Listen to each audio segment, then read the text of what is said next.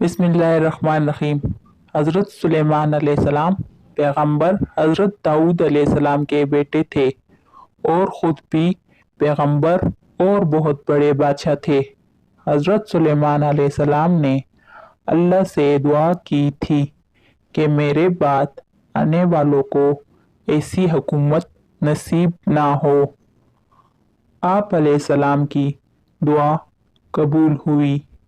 आप अलैहिस्सलाम इंसानों, जिन्नों, हैवानों और हवाओं पर हुकूमत करने लगे थे। एक दफ़ा का जिक्र है कि हज़रत सुलेमान अलैहिस्सलाम एक दरिया के किनारे खड़े थे कि उनकी नज़र एक चींटी पर पड़ी। चींटी के मुंह में अनाज का एक दाना था और वो दरिया की तरफ जा रही थी कि अचानक दरिया से एक मेंढक निकला। मेंढक ने मुंह खोला और चींटी मेंढक के मुंह में चली गई। हज़रत सुलेमान अलैहिस्सलाम ये देखकर बहुत हैरान हुए कि ये चींटी मेंढक के मुंह में क्यों चली गई। ये दोनों क्या कर रहे हैं। अभी सुलेमान अलैहिस्सलाम इन ही सोचों में गुम थे कि वो मेंढक दरिया से निकली और इसने अपना मुंह खोला। चींटी इसके मुंह से बाहर निकल गई और मेंढक दोबारा दरिया में वापस चली गई। लेकिन इस वक्त चींटी के मुंह में वो अनाज का दाना नहीं था। अब तो हज़रत सुलेमान अलैहिस्सलाम और भी ज्यादा हैरान रह गए कि ये क्या माजरा है। वो अनाज का दाना जो चींटी के मुंह में था वो कहाँ चला गया। ये बात याद रखिए कि सुलेमान अलैहिस्सलाम जानवरों, जिन्नों और हवाओं की बोली समझते भी थे और बोलते भी थे। आखिर सुलेमान अलैहिस्सलाम ने चींटी से पूछा कि मैं यहाँ पर खड़ा ये तमाशा देख रहा था। पहले तो यहाँ से जाते वक्त तुम्हारे मुंह में अनाज का दाना था जो अब नहीं है। दूसरी बात ये कि तुम मेंढक के मुंह में क्यों गई थी और गई तो थोड़ी देर बाद आई कैसे। चींटी ने कहा, जनाब आप दुरुस्त फरमा रहे हैं। पहले तो ये कि वो अनाज का दाना किसी और के लिए था। दूसरी बात ये कि मेरे रब की ज़ात बहुत बड़ी है। इसने इस ज़मीन में जितनी भी ज़ीरू पैदा की है इसकी खुराक का जिम्मा भी खुद लिया है। इस दरिया के नीचे एक पत्थर है जिसमें अल्लाह ताला ने एक कीड़ा पैदा किया है। इस पत्थर में खाने को कुछ भी नहीं है और ना ही वो कीड़ा इस पत्थर से बाहर आ सकता है। इसलिए अल्लाह ताला ने मेरी और इस मेंढक की ये ड्यूटी लगाई है कि हम इसको वक्त पर खाना पहुंचाए। अब हज़रत सुलेमान अलैहिस्सलाम ने पूछा, जब तुमने कीड़े तक खुराक पहुंचाई तो इसने क्या कहा। चींटी ने बताया कि इस कीड़े ने अल्लाह का शुक्र अदा किया और अल्लाह से दुआ की, या रब जिस तरह तूने पत्थर में मुझे भूखा नहीं छोड़ा इस तरह हर जानदार को अपनी नेमत अता करना और किसी को भूखा ना छोड़ना।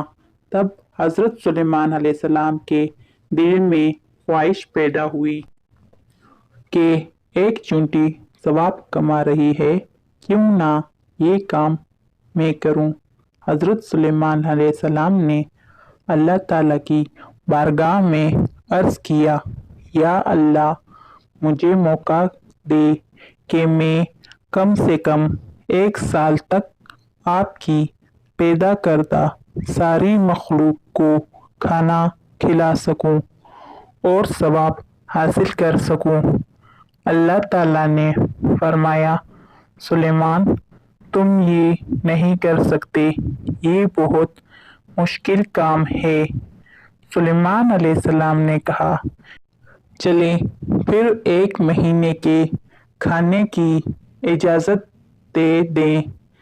اللہ تعالیٰ نے پھر فرمایا سلیمان تم یہ نہیں کر سکتے، یہ بہت مشکل ہے۔ سلیمان علیہ السلام نے کہا یہ کیا ایک چیونٹی دریا کے نیچے پتھر میں موجود کیڑے کو خوراک پہنچا سکتی ہے، اور میں اتنا بڑا بادشاہ ہو کر صرف 1 مہینہ ساری مخلوق کو کھانا نہیں کھلا سکتا۔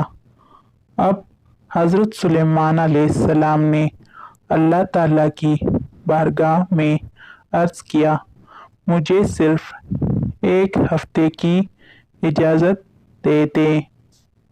اللہ تعالیٰ نے پھر فرمایا یہ تم نہیں کر سکتے۔ اس طرح 1 دن کی اجازت مانگی لیکن نہیں ملی۔ آخر سلیمان علیہ السلام کے بہت اصرار پر اللہ تعالیٰ نے 1 وقت کے کھانے کی اجازت دے دی۔ اب تو سلیمان علیہ السلام بہت خوش ہوئے اور بادشاہ کے محل میں ہر طرح کے کھانوں کا انتظام شروع ہوا۔ ہر طرف سے غلہ لایا جا رہا ہے۔ آخر وہ دن آ گیا۔